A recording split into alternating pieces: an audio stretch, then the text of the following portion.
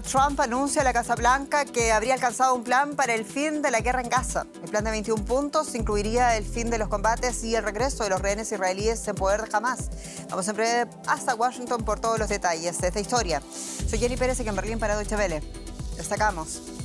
El presidente de Estados Unidos, Donald Trump, afirmó que creía que se había alcanzado un acuerdo para poner fin a la guerra en Gaza tras recientes conversaciones con Israel y algunos estados árabes y musulmanes. El primer ministro israelí promete en Naciones Unidas eliminar a Hamas y traer de vuelta a los rehenes israelíes secuestrados en Gaza, mientras decenas de delegados abandonan el lugar en señal de protesta. Y la Unión Europea estudia cómo contrarrestar la creciente amenaza de drones en su espacio aéreo. Los avistamientos de drones en aeropuertos daneses ocurren tras una serie de sobrevuelos rusos en las fronteras orientales de la Unión Europea.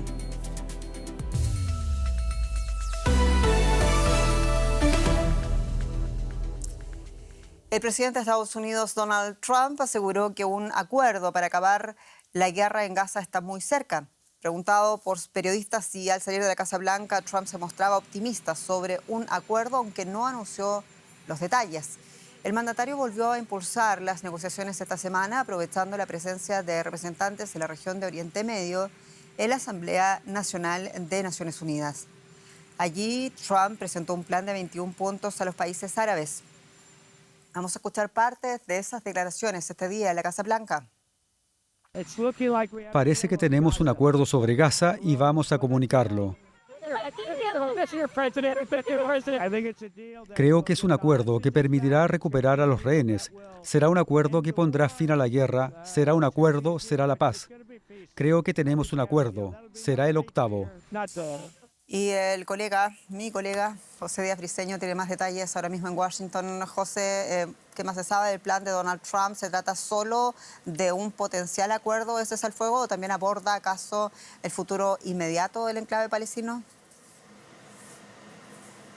Sí, como sabemos, es muy difícil leer la mente de Donald Trump, particularmente porque en sus declaraciones a periodistas hoy fueron muy breves las palabras dedicadas a Gaza y, sin embargo, como bien decías, el martes pasado el presidente Trump presentó este plan a 8 países de mayoría musulmana y muy probablemente las declaraciones se referían a esto. Como se sabe, estos 21 puntos, de acuerdo con reportes de medios de parte de filtraciones de personas que estuvieron en la reunión, pues incluirían más allá de los potenciales fines al combate en Gaza, así como el regreso de los rehenes, sino que iría más allá a la reconstrucción del enclave, y Trump habría planteado a este grupo de 8 países, incluyendo los Emiratos Árabes, Arabia Saudita, Indonesia, Pakistán y otros, financiar la construcción de Gaza. Esto además de proveer algún tipo de tropas para la estabilización de la zona.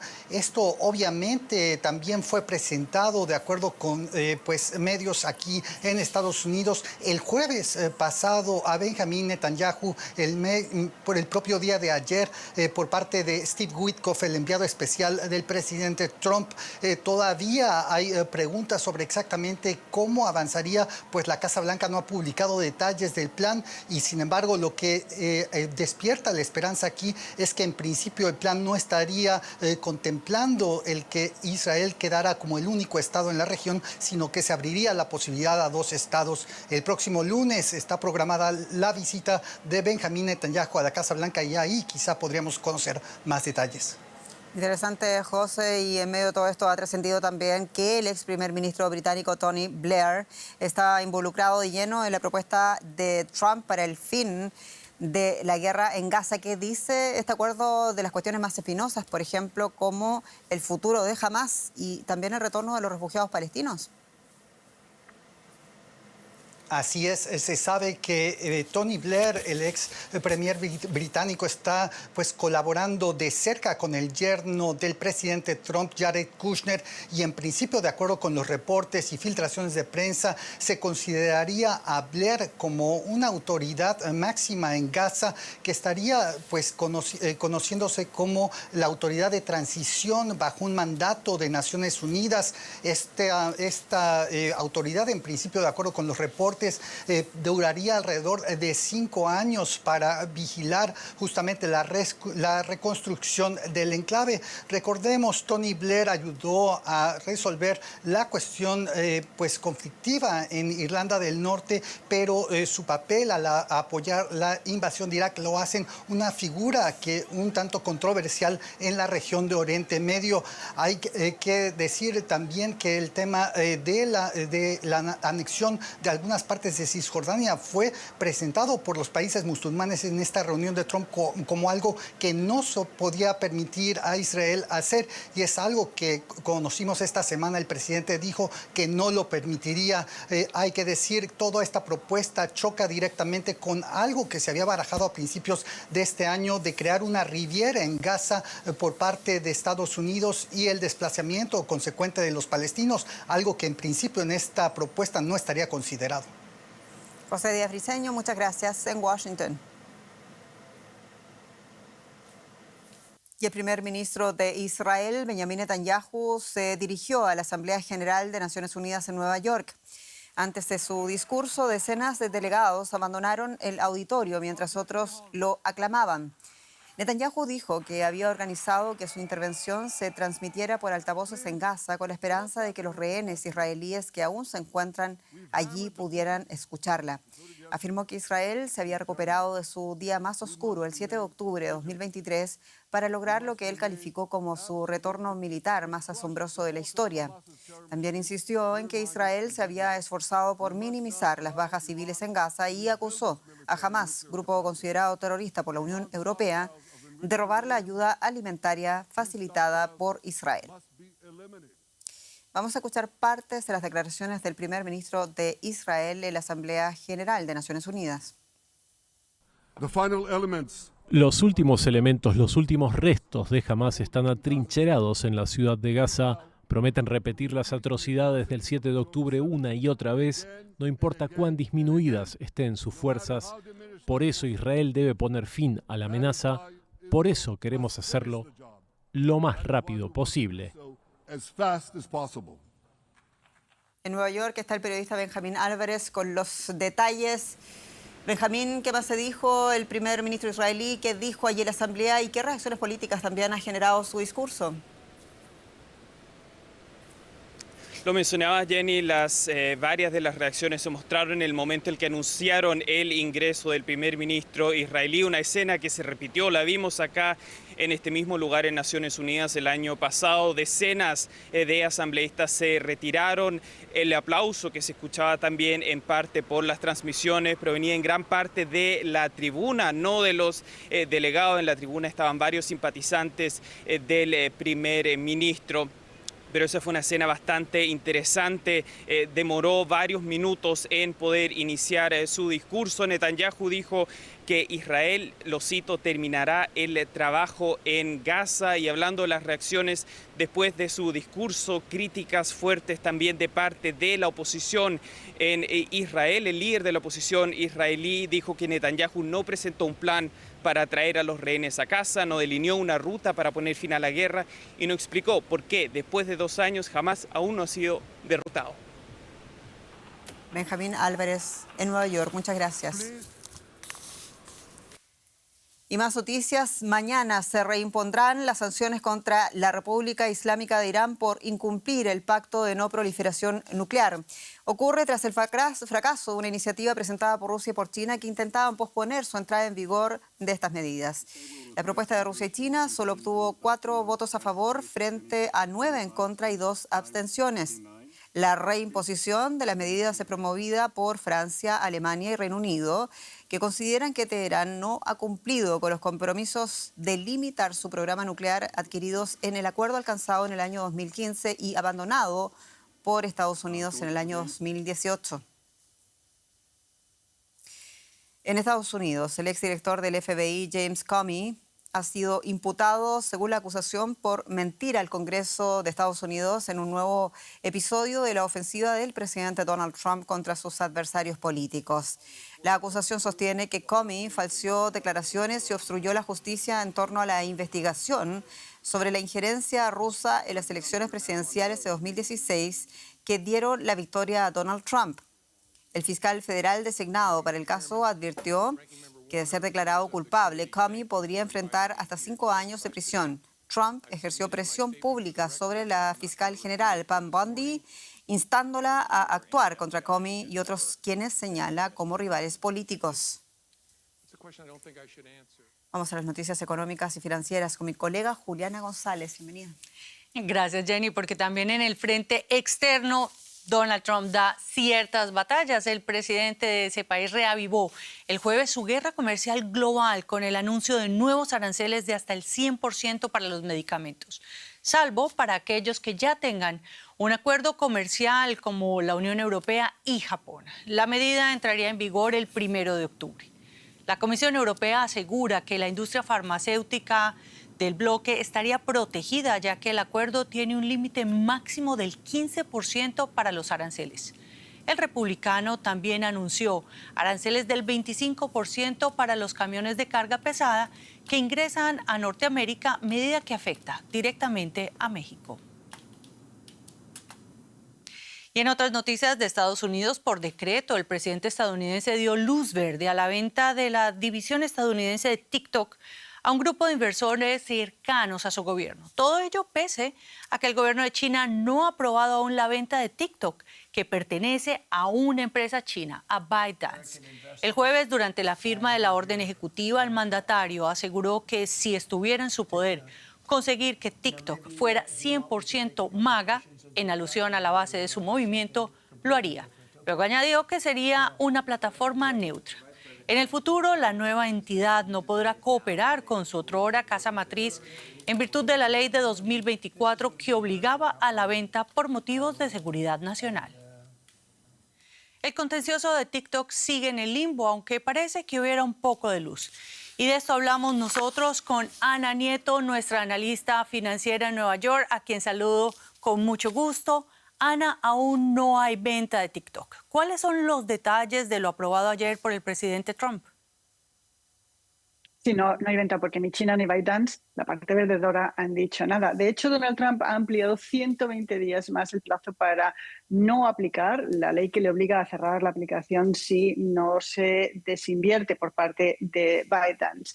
Lo que ha hecho el gobierno es permitir que la aplicación siga operativa y da luz verde desde el punto de vista de la seguridad nacional a un grupo de inversores liderado por Oracle, la empresa de Larry Ellison, e inversionistas como Silver Lake y la familia Murdoch, posiblemente, según dijo Donald Trump, e incluso Michael Dell, para la compra de una participación mayoritaria. Este grupo tendría alrededor del 50% de la nueva compañía que tendría TikTok en Estados Unidos. El 30%, hay otro 30% que quedaría en manos de los inversionistas existentes y ByteDance quedaría por debajo del 20%. ByteDance lo que haría es que copiaría su algoritmo, este algoritmo que asegura el éxito y la atención de los usuarios de TikTok, y lo licenciaría a esta nueva corporación de la que le pagaría por esta licencia. Hay dos sorpresas en el acuerdo. El primero es la valoración del negocio que hace el gobierno de Estados Unidos, 14.000 millones de dólares, lo cual está muy por debajo de los 40.000 que apuntaban los analistas y posiblemente sea uno de los problemas que tenga China para firmarlo. Y la segunda es que el gobierno de Estados Unidos se va a quedar con una comisión por facilitar la operación, algo que también ha dejado muy sorprendidos a muchos. Ana, y a todas estas, ¿qué papel juega TikTok en ese panorama de las redes sociales y como medio de información en Estados Unidos? Se estima que TikTok tenga 170 millones de usuarios en Estados Unidos y es una de las plataformas que ha crecido no solamente desde el punto de vista lúdico, sino también, como dices, como plataforma y fuente de noticias para los estadounidenses. Ahora mismo el 38% de los adultos se informa a través de Facebook, también de YouTube. YouTube sigue creciendo, pero TikTok es la fuente de información del 20% de los estadounidenses, cuando hace 5 años lo era solamente del 3%. Y estos datos llegan en un momento de mucha polarización y confusión que añaden críticas a una operación porque Larry Ellison es muy cercano al presidente. Su hijo acaba de comprar Paramount y está centrándose también en la cadena que controla la CNN. Ana Nieto, muchas gracias por estos análisis. Gracias. Y cambiamos de tema. El Banco Central de Argentina anunció este viernes que vuelve una de las restricciones del llamado cepo cambiario, un conjunto de limitaciones de parte del gobierno sobre la compra y venta de dólares. Esta vez durante 90 días. La entidad indicó que no se trataba de un pedido de los Estados Unidos. Situación diferente se vive en el sector agrario. Una vez conseguido el rescate financiero de Washington, el gobierno de Javier Milei restableció los impuestos a las exportaciones de granos. También hay interés de Estados Unidos por el sector nuclear y minero de Argentina para abastecer al desarrollo de la inteligencia artificial. Estos silos contienen grano argentino y son parte del juego geopolítico de China y Estados Unidos. Este miércoles el gobierno de Donald Trump anunció un salvataje financiero al de Javier Milei y pidió anular la eliminación de impuestos a la exportación del campo argentino. Ese mismo día Argentina puso fin a la exención tributaria a los granos y solo la mantuvo para carnes. En Lima, provincia de Buenos Aires, entienden por qué presiona a Estados Unidos. Argentina es un productor importante en el mundo. China prefiere comprar en Argentina y no en Estados Unidos por una cuestión, estimo, política. Aún pagando impuestos a la exportación hace 23 años, los agricultores son muy competitivos, explica este productor. El tipo tiene la cabeza en un montón de cosas que pienso que un productor en Estados Unidos tiene precios sostén, no tiene que preocuparse por los mercados, no tiene que preocuparse, tienen seguros baratos. Pero los intereses de Estados Unidos en Argentina no acaban allí. En la misma Lima se encuentran 2 de las 3 centrales nucleares argentinas. El anterior gobierno peronista había acordado que China construyera una 4ª central aquí, pero ahora la administración de Milei negocia con una empresa estadounidense para instalar en su lugar 4 pequeños reactores nucleares. Como parte del rescate, Estados Unidos dará una línea de financiamiento al Banco Central de Argentina y pide que dé de baja otra similar de China. Un ex viceministro de Economía de Argentina pone reparos a esta pretensión de Estados Unidos, que busca frenar el desplazamiento del dólar por el yuan en el comercio mundial. Este rescate externo tiene que contribuir a una estabilidad financiera y cambiaria como piso, como condición. Ahora, si se implementa para ayudar a la fuga de divisas, a que Argentina siga desacumulando reservas, eso va a ser un problema y va a haber que pensar a cuál va a ser el próximo país o institución a la cual se le va a solicitar ayuda. Los salvatajes previos a la economía argentina terminaron así de mal en las últimas décadas, según este economista. El litio y el cobre, 2 minerales clave, no solo para la movilidad eléctrica, también son disputados en territorio argentino por Estados Unidos y China. Allí se centra el interés inversor estadounidense en Argentina, según la consultora KPMG. Es algo que va a necesitar todo lo que va a ser de inteligencia artificial, por eso se busca tanto. Y Argentina es un gran potencial a nivel mundial de reservas de litio en todo el mundo. China previamente tenía un gran pie puesto en este país y en toda la región también. Lo que está tratando de hacer Estados Unidos con estas nuevas políticas es reingresar en la región. Milei quiere privatizar todas las empresas estatales argentinas, pero en casi 2 años de gobierno por ahora solo ha vendido una fabricante de molinos eólicos y turbinas hidroeléctricas, a una empresa de Estados Unidos. Habrá que ver cómo se materializa esta alianza entre Donald Trump y Javier Milei y qué dicen los argentinos sobre esa alianza a la hora de votar en las elecciones legislativas del próximo 26 de octubre.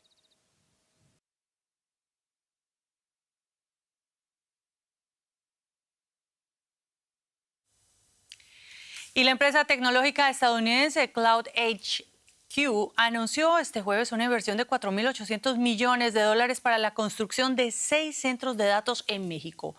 El anuncio lo presentó la mandataria Claudia Sheinbaum. El desembolso se suma a los que ya ha anunciado en los últimos meses empresas como la gigante cervecera Heineken, la minorista Walmart y Netflix, en medio de las tensiones comerciales de México con el gobierno del presidente Donald Trump. Los 6 centros de datos permitirán ofrecer servicios en la nube e impulsar proyectos de inteligencia artificial.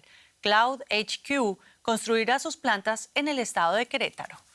Bueno, Jenny, así son las noticias económicas. Nos falló el video, pero tú tienes más noticias acerca de un muro de drones, ¿no? Sensación. Falló el video, pero no la información. Así es. Y claro, están pasando muchas cosas aquí en Europa, algunas inquietantes. Es que miembros de la Unión Europea han discutido la propuesta de levantar un muro de drones para protegerse de las recientes incursiones aéreas que Europa atribuye a Rusia. Bueno, en los últimos días, vuelos no autorizados de drones obligaban a cerrar el espacio aéreo en Dinamarca, incluido el aeropuerto de Aalborg anoche. Otros países, como Polonia, también se han visto afectados. En la videoconferencia del viernes participaron los ministros de defensa de 10 países europeos, incluidos aquellos situados en la frontera oriental de la Unión Europea con Rusia, Bielorrusia y Ucrania. También tomaron parte funcionarios ucranianos que llevan tiempo impulsando su propio muro de drones contra los ataques rusos. Y vamos a ampliar rápidamente la perspectiva con la periodista especializada en política europea, María García Sornosa. María, saludos. ¿Y qué características tiene el escudo de seguridad y cómo también se alinean los países europeos ante esta iniciativa? Sí, Jenny, como decías, en la reunión de hoy han participado sobre todo los países bálticos, pero también a última hora se ha unido Dinamarca, que en las últimas jornadas ha sufrido incursiones de drones, aunque no ha mencionado directamente que sean rusos, y también Hungría, que es uno de los países más alineados con Rusia. Los países bálticos, los nórdicos, es decir, los que sienten la amenaza rusa más de cerca, son los que tienen más interés en que esta iniciativa salga adelante y piden a los del sur, que podrían ser los más reacios, a que muestren solidaridad, como ocurrió de forma inversa en la pandemia. En cualquier caso, conoceremos los detalles de cada país en la cumbre informal que los 27 líderes europeos celebrarán la próxima semana en Copenhague. De momento es una propuesta a la que le faltan todavía muchos detalles, sobre todo en lo referente al presupuesto, a la financiación, pero también sabemos ya algunos pequeños detalles que ha deslizado hoy el comisario europeo de Defensa, como por ejemplo que las primeras partes podrían estar en funcionamiento dentro de un año. Esta es una iniciativa que Ursula von der Leyen lanzó a principios de este mes en el discurso sobre el Estado de la Unión, pero con todos los acontecimientos que hemos visto en las últimas jornadas y semanas, con numerosas vulneraciones al espacio aéreo europeo por parte de drones y cazas rusas, está tomando mucha fuerza y podríamos decir que ya es la prioridad número uno de la Unión Europea de la seguridad y la defensa. Y María, también participaron funcionarios del gobierno ucraniano en este encuentro. Entre los planes de seguridad también incluyen a Ucrania. Sí, efectivamente han participado una delegación de Ucrania, pero Jenny, en principio esta iniciativa está pensada para que solo participen países pertenecientes a la Unión Europea. Pero los europeos sí que están preguntando y mucho a los ucranianos para consejos y su experiencia, porque aquí en Bruselas reconocen que la Unión Europea se está quedando atrás a la hora de hacer frente a las amenazas híbridas y sobre todo en lo referente a desarrollar tecnologías que hagan frente, por ejemplo, a detectar esos drones. Pero sobre la mesa también hay otra iniciativa, es una especie de alianza de drones con Ucrania por valor de 6.000 millones de euros. Como decimos, tanto dentro de la Unión Europea como con los países vecinos, la prioridad está ya puesta en proteger ese flanco oriental. María García Sornosa, muchas gracias. En Bruselas. A vosotros. Y Alemania también ha sido afectada por estos sobrevuelos de drones durante la noche del jueves, por ejemplo. Varios drones sobrevolaron el norte del país, concretamente en el estado de Schleswig-Holstein, que está fronteriza con Dinamarca y donde, como veíamos, llevan varios días avistando estos aparatos no tripulados. Nuestra colega Úrsula Moreno nos cuenta más detalles desde nuestro estudio parlamentario. Son informaciones oficiales que ha confirmado la titular del Interior de ese Estado federado, el más septentrional del país. Evidentemente, al compartir frontera con Dinamarca, la región de Schleswig-Holstein se coordina con el gobierno federal y el ejército, y ahora mismo investigan si se trata de un caso de espionaje o incluso sabotaje, comentaba la ministra. No es un caso aislado en Alemania, se han detectado drones no comerciales sobre bases aéreas como la de Manching o Ramstein durante el pasado año, o sobre infraestructuras críticas como grandes químicas o fábricas de armamento. El gobierno alemán habla de sospecha de espionaje, pero carecen de pruebas firmes o no quieren intranquilizar a la población. El ministro de Defensa, Boris Pistorius, insistió recientemente en que aunque haya incursiones del espacio aéreo, por ejemplo, aviones rusos, Alemania no debe reaccionar militarmente si no hay una amenaza clara. Habla de no caer en la trampa de una escalada que, según él, es lo que estaría buscando Moscú. La semana que viene, el ministro de Exteriores, Johann Wadephul, viaja a Polonia y está previsto que la seguridad en territorio de la OTAN y el muro antidrones sean temas claves en la agenda. Más noticias internacionales a continuación. La Unión Europea de Radiodifusión, organizadora del Festival de Eurovisión, anunció que sus miembros van a votar en noviembre para decidir si Israel participa o no en la edición del próximo año. Varios países, entre ellos España, Irlanda, Eslovenia, Islandia y Países Bajos, amenazan con retirarse si se permite la participación de Israel. El primer ministro británico Keir Starmer anunció su intención de crear un documento de identidad digital para ciudadanos y residentes de Reino Unido con el objetivo de frenar la inmigración ilegal. El documento estará almacenado en los teléfonos celulares y no será necesario portarlo, pero poseerlo será obligatorio para trabajar en Reino Unido. Los conservadores dicen que se van a oponer a la medida. Madagascar extendió el toque de queda nocturno en la capital, Antananarivo, otras ciudades, además de las protestas del jueves que dejaron al menos 5 muertos. Miles de personas se manifestaron contra los cortes de electricidad y la escasez de agua, saqueando bancos y tiendas e incendiando las casas de parlamentarios oficialistas. En Cuba, el gobierno informó este viernes de la muerte de la estadounidense Joanne Deborah Byron, una activista que fue miembro del partido Pantera Negra y del Ejército de Liberación Negro. Conocida como Assata Shakur, era también tía y madrina del rapero estadounidense Tupac. Shakur fue condenada en 1977 a cadena perpetua por el asesinato de un policía en Estados Unidos, pero 2 años más tarde se escapó de la cárcel y en el año 1984 se refugió en La Habana, donde recibió asilo político. Shakur era un elemento más de fricción entre Cuba y Estados Unidos. Washington había reclamado su extradición, pero La Habana había desoído estas peticiones. Assata Shakur murió a los 78 años de edad. Ya que nos despedimos. Muchas gracias por su sintonía. Soy Jenny Pérez, esto es Deutsche Welle. Noticias en español desde Berlín para ustedes. Gracias y hasta pronto.